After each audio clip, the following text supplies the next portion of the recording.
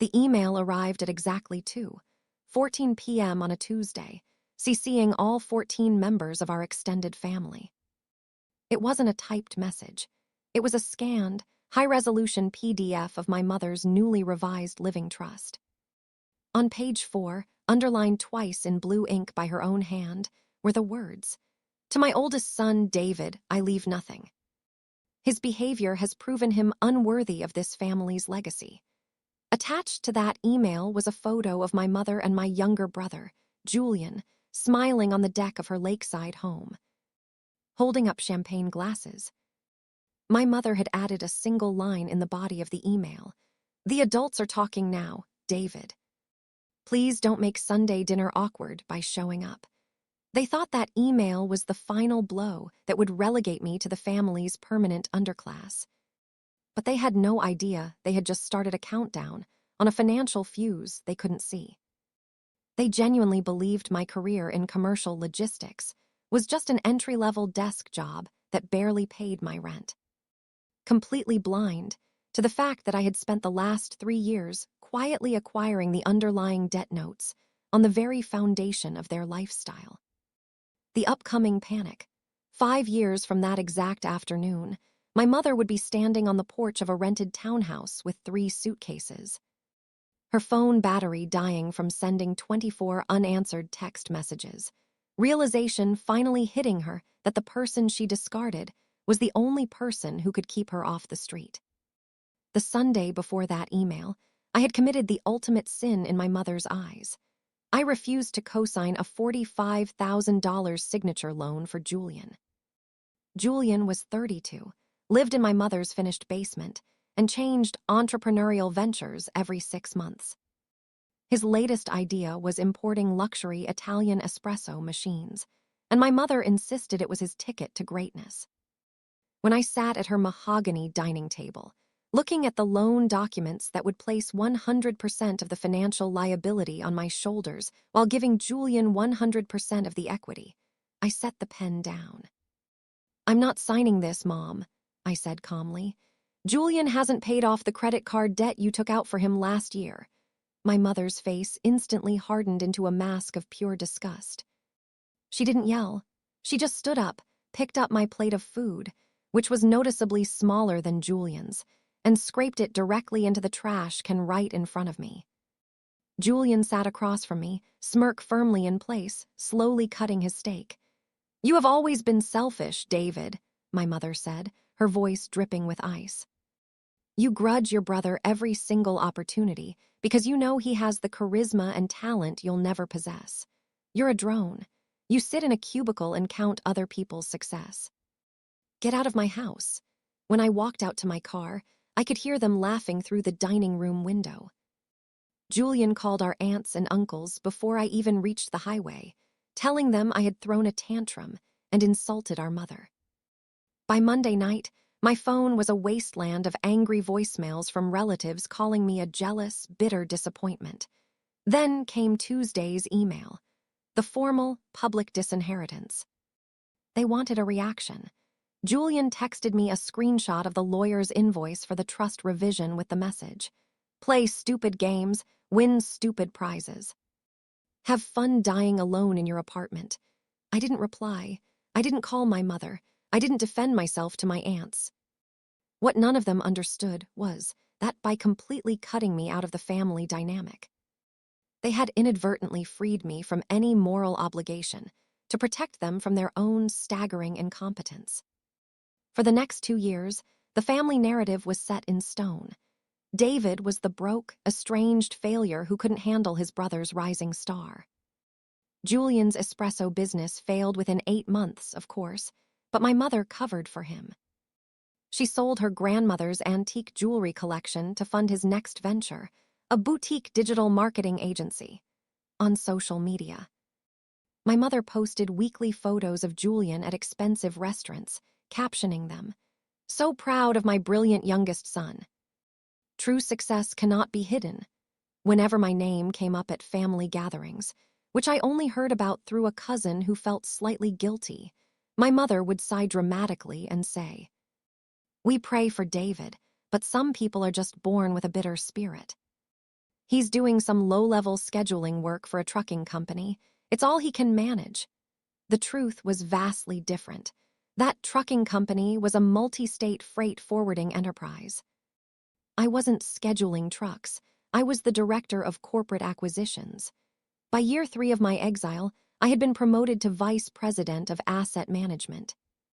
I was making mid-six figures, pulling in performance bonuses that exceeded my mother's entire net worth, and quietly investing every single dollar into distressed suburban real estate.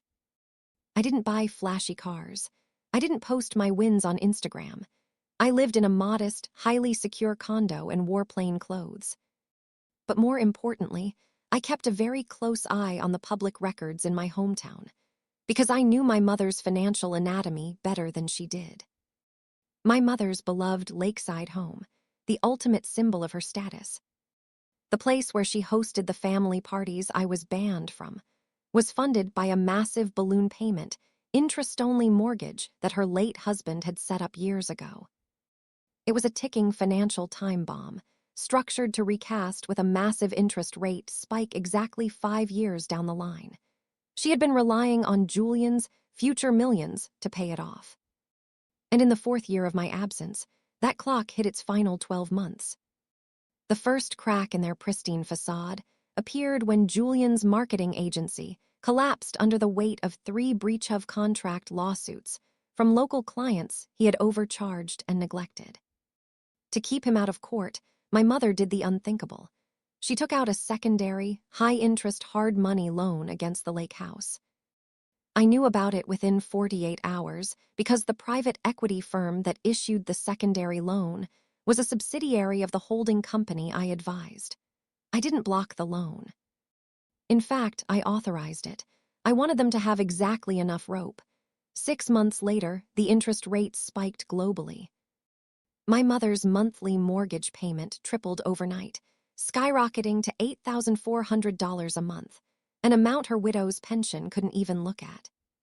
Julian tried to fix it by getting into crypto trading, using the last $30,000 of my mother's liquid savings. By month 10, that money was gone. That's when the letters started arriving at her house. Not from the bank, but from a legal entity called *Apex Asset Recovery, LLC. One evening, my cousin texted me a photo of a document my mother had left on the kitchen counter while crying. It was a formal notice of default and intent to foreclose. My mother had scribbled Julian's phone number in the margins with the words, "Julian, please call them again. They aren't answering my messages." What my mother didn't see was the signature at the very bottom of the corporate assignment paperwork attached to that notice. It wasn't signed by a bank executive. It was signed by me as the managing partner of Apex. I had bought her delinquent secondary note for 30 cents on the dollar. And then, when she missed her 3rd consecutive primary mortgage payment, I stepped in and purchased the primary lien from the traditional bank entirely. I owned her house. I owned her debt. I owned the walls, the mahogany table where she scraped my food into the trash, and the deck where they drank champagne to my disinheritance. They still had no idea. They thought they were dealing with a faceless corporate machine. Julian told my mother that he was negotiating with a high-level contact to get the whole thing dismissed. He was actually just ignoring the certified letters, hoping the problem would magically disappear if he didn't open the mail. The climax didn't happen in a dark courtroom. It happened in front of the entire community they used to validate their status.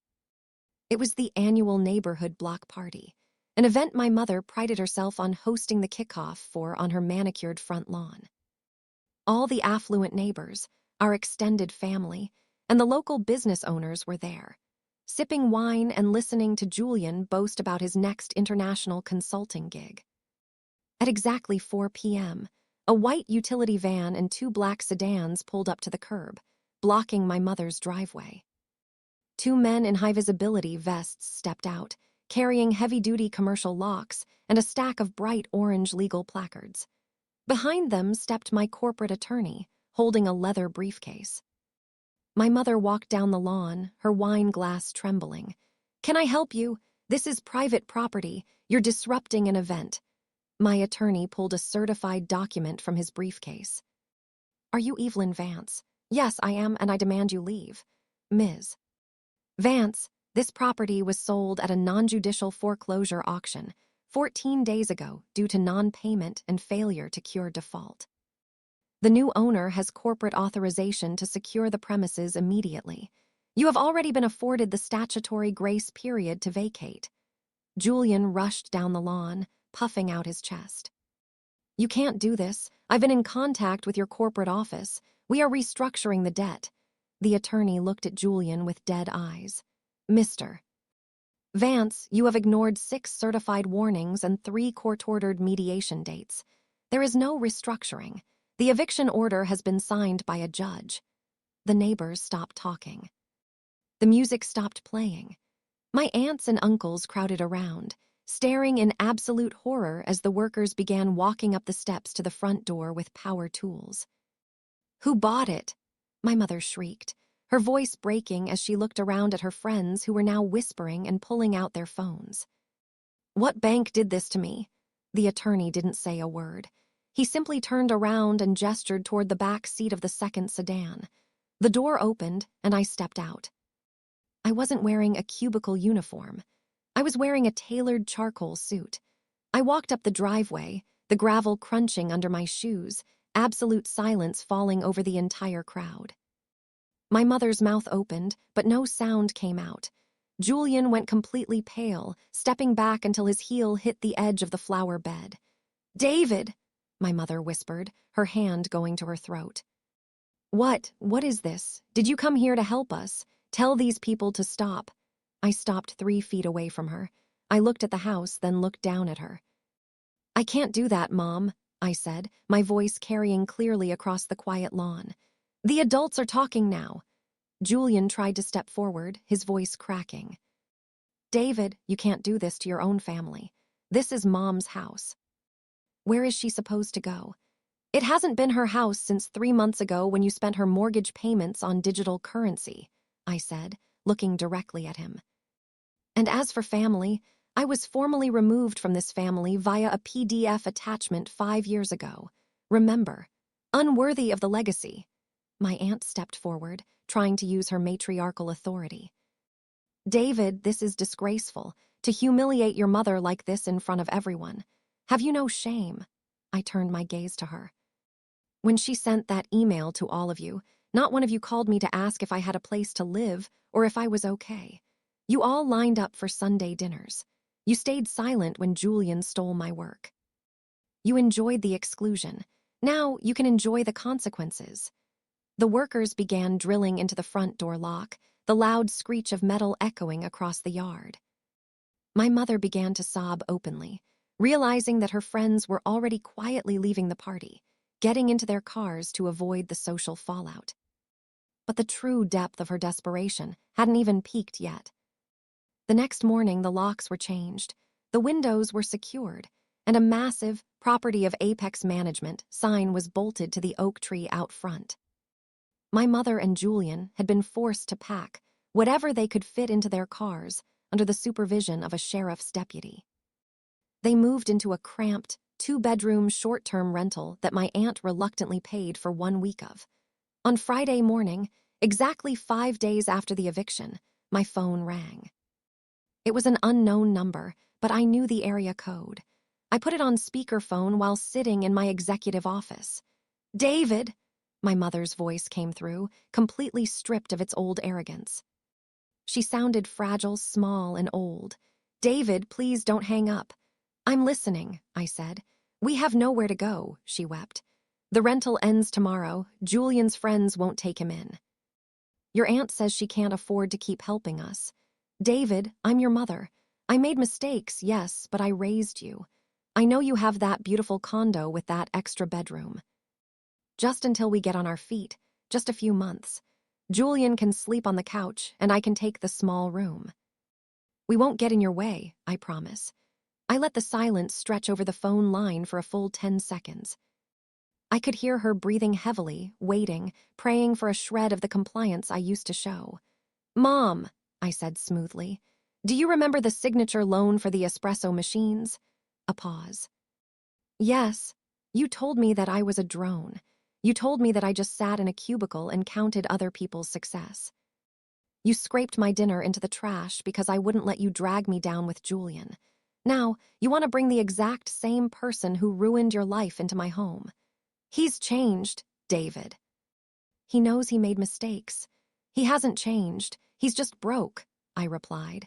And my condo isn't an investment property for failed entrepreneurs. It's my home. A home I built without a single dollar, a single word of encouragement, or a single drop of support from anyone sharing my last name. You can't leave me on the street, she sobbed. I have nothing. You have Julian, I said coldly. The golden child, the one with all the charisma and talent I could never possess. Let him find you a house. I hung up the phone and blocked the number permanently. 2 weeks later, I sold the lake house to a luxury development group for a profit of $210,000 above what I paid for the notes. I used that money to fund a scholarship program for underprivileged students entering corporate logistics, completely omitting my family name from the foundation. Julian eventually took a low-wage job delivering packages for a company that uses my firm's software to track their drivers. He works 60 hours a week just to afford a dismal basement apartment on the outskirts of the city. My mother lives with him now, occupying a small corner room, surrounded by the few boxes of luxury dinnerware she managed to save from the auction, plates she has plenty of time to look at, but very little food to put on them. They wanted me to feel the sting of being permanently erased from their future, but they forgot that when you erase the only person holding up the foundation, the whole house comes crashing down on your head.